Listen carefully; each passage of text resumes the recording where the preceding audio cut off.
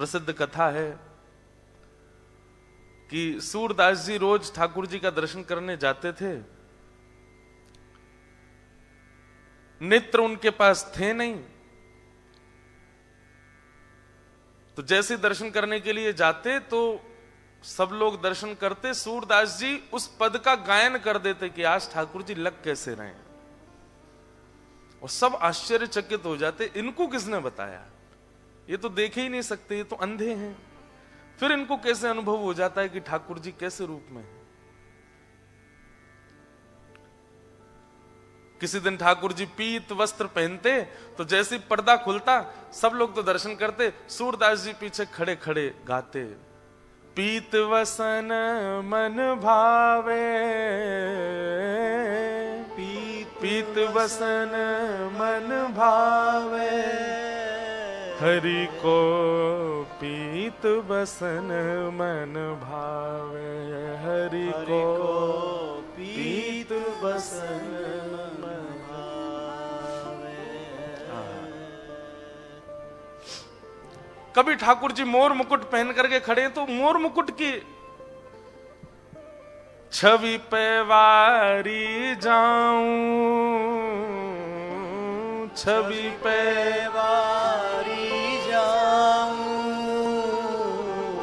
मोर मुकुट की छवि पे वारी जाऊं, मुकुट की छवि पे वारी जाऊं। और फिर सब वर्णन कर देते, केवल ऐसा ही नहीं कि रंग बता दिया, मुकुट बता दिया, वर्णन कर देते कि आज ठाकुर जी ने श्रृंगार में माला कैसी पहनी है, उस माला में नग कैसे लगे हुए हैं, उन नगों के नीचे मोती कैसा चमक रहा है, यहां तक कि ठाकुर जी ने आज भोग क्या लगाया वो तो किसी को भी नहीं पता। आज ठाकुर जी ने कढ़ी पाई है, पकौड़ी पाई है, उसके साथ में रबड़ी पाई है, और ठाकुर जी ने आज छाछ पाई है, आदि सब वर्णन कर देते। और दर्शनार्थी दर्शन कम करते, सूरदास जी की बात सुनकर के आश्चर्य करते, बोले इनको कौन बता देता है। एक दिन पुजारियों ने विचार किया, बोले रोज आकर के गा देते हैं, आज नीले वस्त्र हैं, आज पीले वस्त्र हैं, आज श्वेत वस्त्र हैं, आज ठाकुर जी ऐसे हैं, आज ठाकुर जी ऐसे हैं। मॉनिटर से ये हटवा दो, तबला और बेंजो।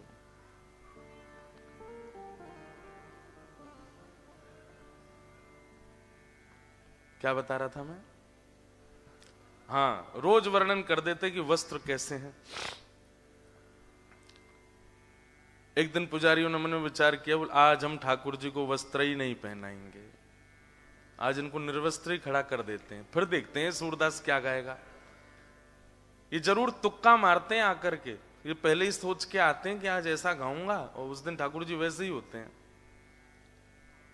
आज सूरदास जी जैसे ही आए, सब लोग परीक्षात्मक भाव से खड़े थे, बोले आज सूरदास जी की परीक्षा होगी, आज देखते हैं क्या गाएंगे। सबको बता दिया था, बोले आज ठाकुर जी ने वस्त्र नहीं पहने, इसलिए जैसे दर्शन खुले तो कोई हल्ला मत कर देना, सूरदास जी की परीक्षा होगी आज।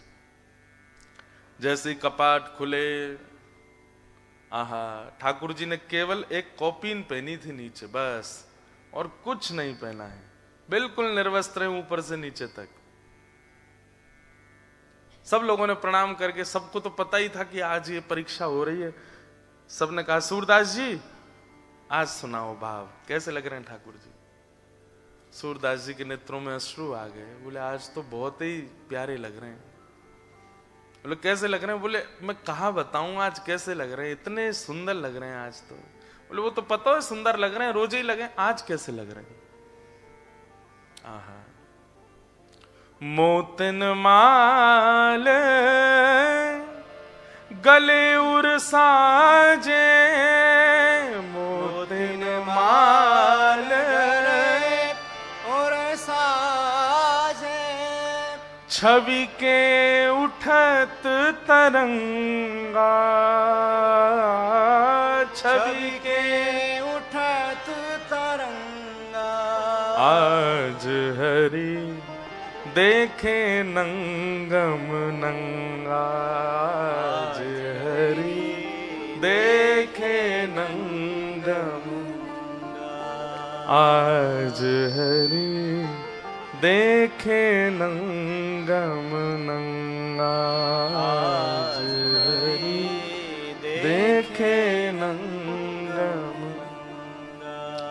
सूरदास जी ने गा दिया। बोले आज मोतियों की माला गले में पहनी है। बोले वो तो हमको भी दिख रहा है, और क्या है बताओ, विशेष क्या है? सूरदास जी बोले मत बुलवाओ। बोले नहीं नहीं बोलो। बोले आज हरि देखे नंगम नंगा, आज हरि देखे। भैया इतना सुनते ही सब वहां तो सजल नेत्र हो गए सबके। बोले हे सूरदास जी आप अद्भुत हैं। आज तो भैया हमारी कड़ी परीक्षा है रही है। माइक हम यहाँ पैर में दबानो पड़ रहा, नहीं छोड़ दें तो ये गिर जाए नीचे, ऊपर से यहाँ ऐसे थोड़ी आपकी परीक्षा होती है, हम सबकी परीक्षा, हमारी तो सबसे ज्यादा होती है।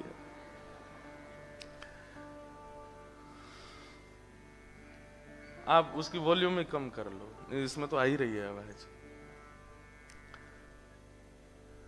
तो सूरदास जी को बिना नेत्रों के अनुभव हो जाता है ठाकुर जी का। अंत तो गत्वा सबने सूरदास जी से इस रहस्य को जानना चाहा कि कोई टोना है, कोई टोटका है, कोई मंत्र विधि है, कोई तंत्र विधि है, ये है क्या?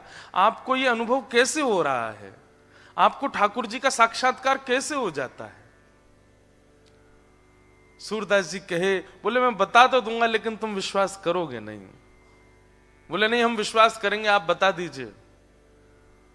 तब सूरदास जी ने ये पद आश्रय का गाया।